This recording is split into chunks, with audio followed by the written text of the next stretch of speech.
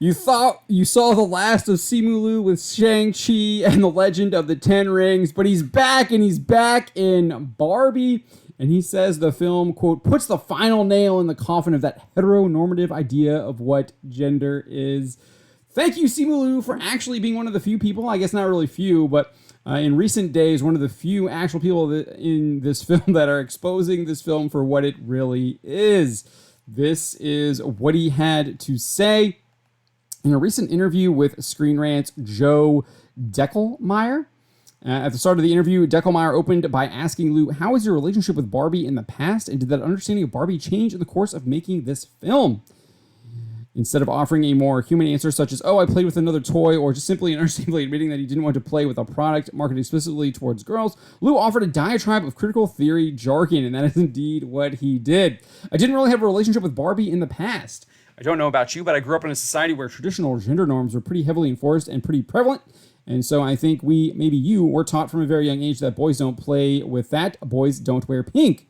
You know, colors became gendered, toys became gendered. There were all these rules that were imposed on us. So Barbie was always like, oh, that's not my toy, that's on the other toy. And I'm so glad that this movie exists because I think it puts the final nail in the coffin of that very heteronormative idea of what gender is and what is or is not gendered. How can you make a color gendered, you know? I think you just did that, didn't you? You're the one who just did that.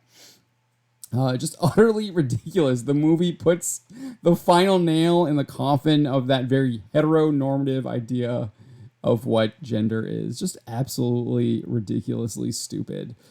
But that's Simu Liu, and that's what this Barbie movie is going to be. Anyways, he goes on and says, over the course of this movie, I've been around, worn, played with more pink than I ever thought possible, and it was so great. And it's so great to be free to express yourself in all of the ways you feel like you want to, and not to feel like because something is attributed to a certain gender or a certain idea that you can't also do that. That's, I think, what's really struck me about being in this movie, what's evolved in my understanding of Barbie and what it is, and what I hope that an audience will get from it when they watch the movie. I don't know about you, but that sounds like he's promoting anarchy there instead of like the Barbie movie. Just absolutely like wild. There are no rules. You can do whatever you want. Oh my gosh, please stop, dude. Hollywood, just get a hold of yourselves. Just out of control. Following this answer, Deckelmeyer, the Screen Rant guy, indulged in his own interests and angled the conversation for Barbie to arguably one of the line's greatest economic rivals, Power Rangers. That's right. Simu Liu has things to say about Power Rangers too. Pressed by the Screen Rant host on whether or not he could quote any line from Forever Red, the famous crossover episode of Power Rangers Wild Force, which featured the return of several previous Red Rangers, Liu laughed that he could not quite quote any line before asserting, may the power protect us, and used the question as a leaping off point for further discourse. He said, this is the second interview in a row that I referenced Power Rangers because I think we were talking about toys, and I was talking about how I played a lot of Power Rangers when I was a kid. I was a huge Power Rangers fan. So I had a lot of those toys. We were talking about the representational element of Power Rangers, right? And I was figuring out in real time, like, oh yeah, why Power Rangers appeal to me so much. And I think it was because I always felt very much part of that world. I felt like I was always represented. You know, that was very on the nose representation. It was like black person, black ranger, yellow person, yellow ranger. It wasn't perfect, but it was definitely there, and it was definitely trying. What? Oh, I guess. These people are obsessed with identity. Just absolutely obsessed. All they can think about is identity. It's so weird. It's not normal. It's bizarre. And I really feel sorry for them because they're just trapped in their own minds. They've created these like mind traps within themselves, and they can't get out of it. It's disturbing, but I mean, you truly pity these people. He goes on and says, and then I was kind of talking about Barbie and how Barbie 50 years ago, even 20 years ago, looked very different than it does now. It was very strictly blonde, white, as evidenced by now with Issa Rae getting her doll, and there being so many different types of Barbies of different shapes, colors, sizes, gender, expressions, that now Barbie means a great deal, many things, and can mean just as many things as well, and that's really cool. I mean, I don't know about you, but Barbie still is that blonde Barbie. That when I think of Barbie, that's what I think of. I think that's what most people think of when they think of Barbie. Even the Mattel executives had to like catch himself in one of the PR interviews because he was saying like, "Oh, Margot Robbie, she looks like Barbie," and he was like, "Well, she looks like the classic Barbie." He had to like correct himself because he knew he was like stepping in it. Because at the end of the day, she looks like Barbie, and Barbie looks a certain way, blonde hair, etc., etc. They can create all of those other characters and call them Barbie, but they're like most people have a very specific vision of what Barbie looks like, and it's that doll with the blonde hair. But as Spencer points out here in the article, he says it should be noted that Mattel has been manufacturing black dolls, as referenced by Lou's highlight of Ray's doll, ever since 1968 when they introduced Barbie's friend Christy. A proper black Barbie would later be made available for purchase in 1980.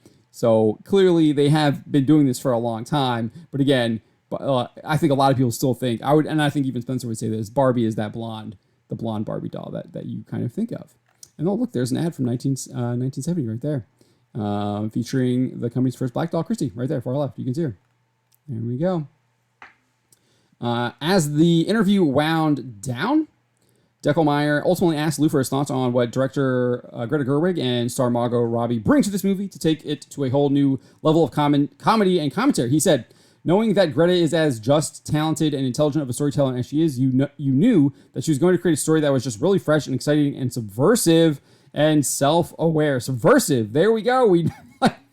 That just means awful. Subversive now means awful. That's what that word means now. We need to change that in the dictionary. Subversive just means terrible, awful, trash. Nevertheless, he goes on and says, and I think Margot, who also produced the movie, just championed that so perfectly. She did indeed produce the film through her Lucky Chap company.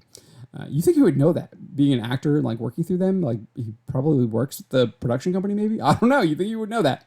You have to really watch the movie to understand this, but like it is a feat to have gotten Mattel on board with this movie, because this movie really goes there and attacks all the criticisms of Barbie in the past. It joins in on the conversation, and it's not just like a fluffy, cash grabby sort of like, look at us, we're fine, everything's perfect. There's some really scathing critiques of the idea of Barbie, what Barbie has been or is, and also some really scathing critiques on Mattel as well, which I love. But I think it really speaks to just how much everyone on board believed in the vision and the voice of this movie, that they were like, no, this conversation needs to happen. Mattel needs to be in on this conversation, and we need to be a part of it, because that's the only way that we can move forward. That's the only way that we can get the audience on board with the story that we want to tell. So what's really bizarre about this fact is that like this is like a PR talking about that I've heard a lot of people say that they need to move forward. They needed to have the conversation. This conversation is going to happen. Mattel, you might as well be a part of it. But like Mattel, from what I'm seeing is that their Barbie sales are actually like back on top. They're the #1 doll toy on the market. So this idea that like they needed to be part of this conversation where they can like have someone like Greta Gerwig and Simu Liu just like trash all over their company just seems like absolutely wild to me that they would do this. And it seems like this movie is like almost like some kind of like self-flagellation, that they're like paying for their past sins, that quote unquote the past sins that they did by creating a blonde Barbie doll. And don't get me wrong, I'm not like a big fan of Barbie. I'm not here to try and defend Barbie, but just the idea of these people prostrating themselves to get like whipped and beat and like raked over the coals in a film that they're funding, it's just absolutely wild. And I just think shows the current state of Hollywood. These people have no backbone. They can't actually stand up for the things that their company did in the past. They don't actually care about what they did. They don't care about the company's past, and they just want to like shovel it into the fire and burn it up so no one can remember it anymore. I mean, the whole Lucasfilm slogan from The Last Jedi, let the past die, kill it if you have to, is literally the slogan for Hollywood. And I think Lou's comments confirm that for what Mattel is doing with this movie. It's just wild. And I mean, they're beating themselves up, and I'm here for it. I'm here for it. If they're going to do that, I'm going to report on it. I'm going to watch it, and just kind of like relish them just being stupid. And it is sad though, but there is some kind of like twisted enjoyment from it.